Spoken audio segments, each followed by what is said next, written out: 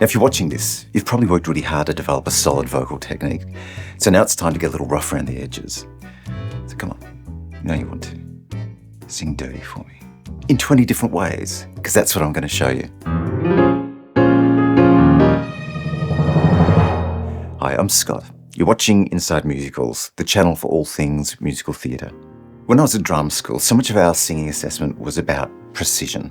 If we veered off the page in the slightest, we'd hear, "You're not a song stylist," as though that was the worst thing you could do to a song. It's not. And to be fair, sometimes we bring vocal affectations to a song that don't belong to the character, to the scene, to the style of music. And in theatre, we do have to be mindful of that, or it's a distraction. But looking back, many of us graduated with voices that were capable, but boring, because they were too precise, too clean. There's no expression beyond basic dynamics of loud, soft, staccato, legato. So I've got 20 ideas to bring more colour and variety to your voice. It's not always perfect technique, but it's the stuff that's not on the page that brings the page to life. First up, timing. Now, in a musical, it's generally frowned upon to change the pitch of a melody, but as soloists, we do have some liberty with the timing. So to loosen up a metronomic phrase, think rubato, rod time. And this is not the same as changing the tempo. We're not speeding up, we're not slowing down, we're pushing and pulling within the pulse of the song. So we might be adding syncopation or triplets to otherwise straight notes. So if we lengthen a note here, we rob a little time by shortening a note there. So instead of, "There's a somebody I'm longing to see," we might try, "There's a somebody I'm longing to see." Now, if you can't decide which note in the phrase you want to lengthen, look for the most important word in the lyric, and that's the one you want to emphasise.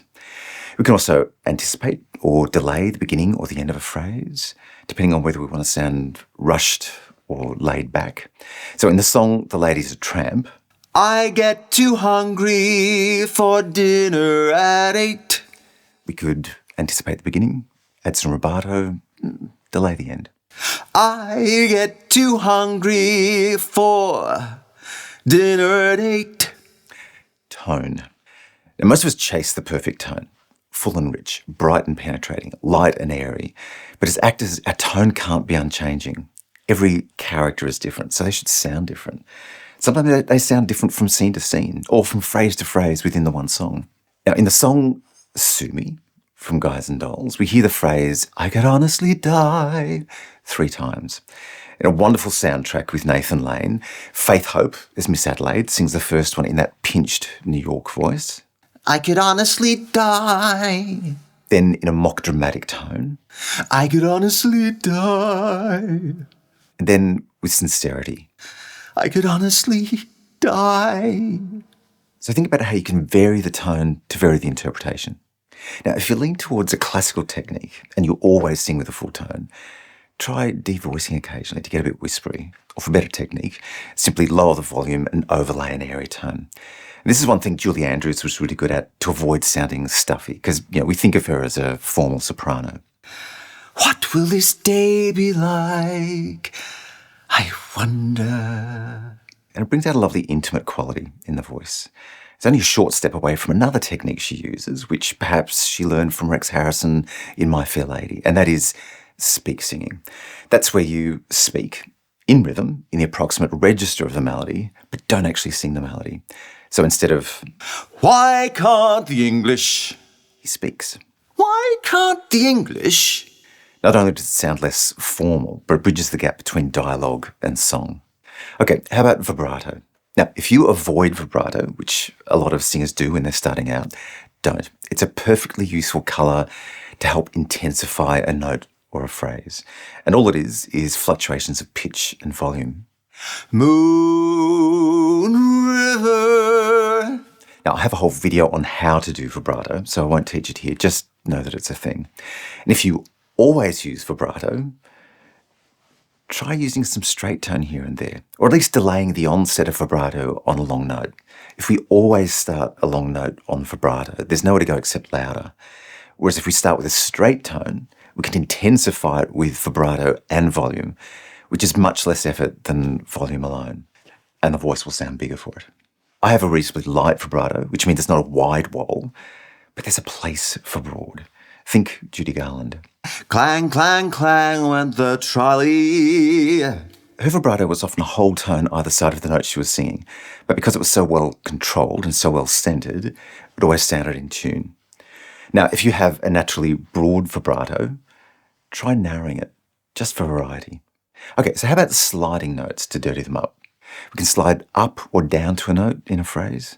Ding, ding, ding went the bell. Now we can combine a slide with vibrato to almost sound like a scale. While we're at it, let's add a fall-off at the end, which is simply dropping down to a non-specific pitch.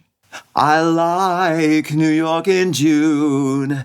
How about you? The opposite of a fall-off is a doit, which is like a trumpet pinching off the end of the note in an upward glissando. There's gotta be something better than this. Now, at the beginning of a phrase, we can scoop up to a note or down. Oh, it could be so exciting. Or drop down to it through a yodel.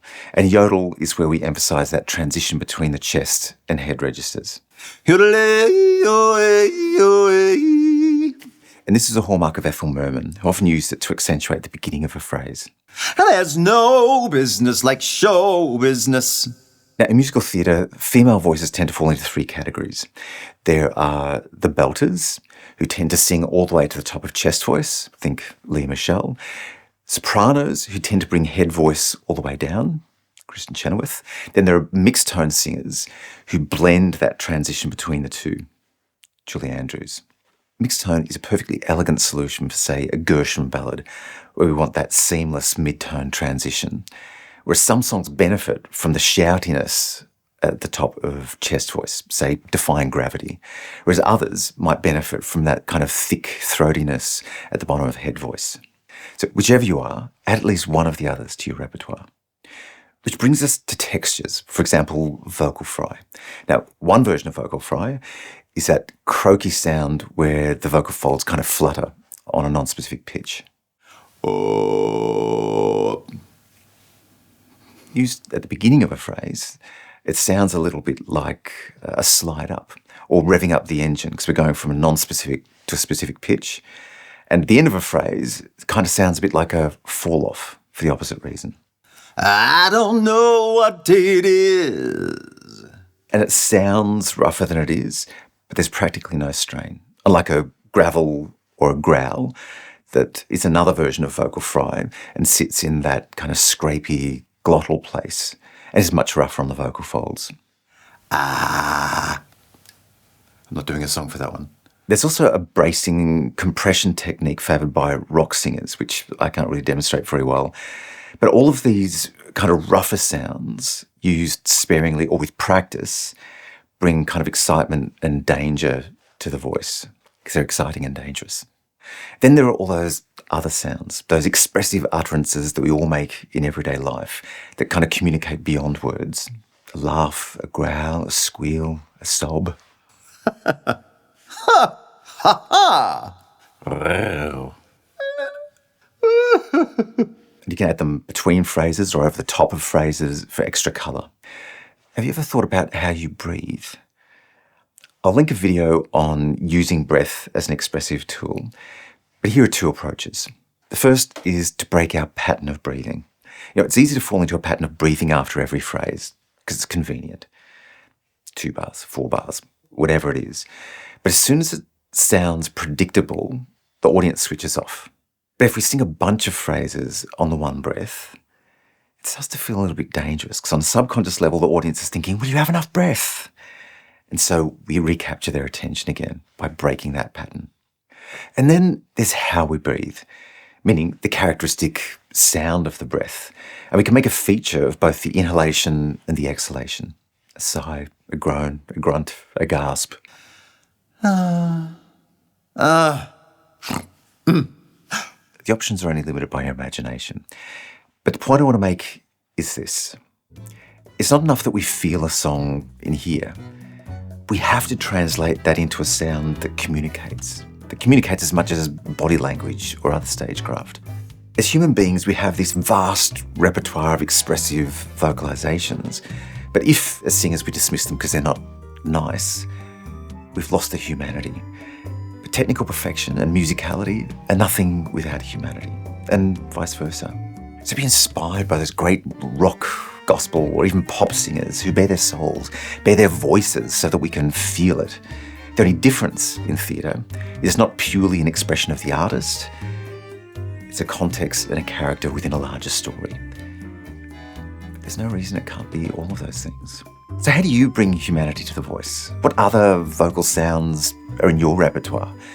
Leave me a comment. And if you'd like me to go deeper into any of these techniques, ask me that too. But for now, thank you so much for watching. I do love you. Now get out there. Be brilliant.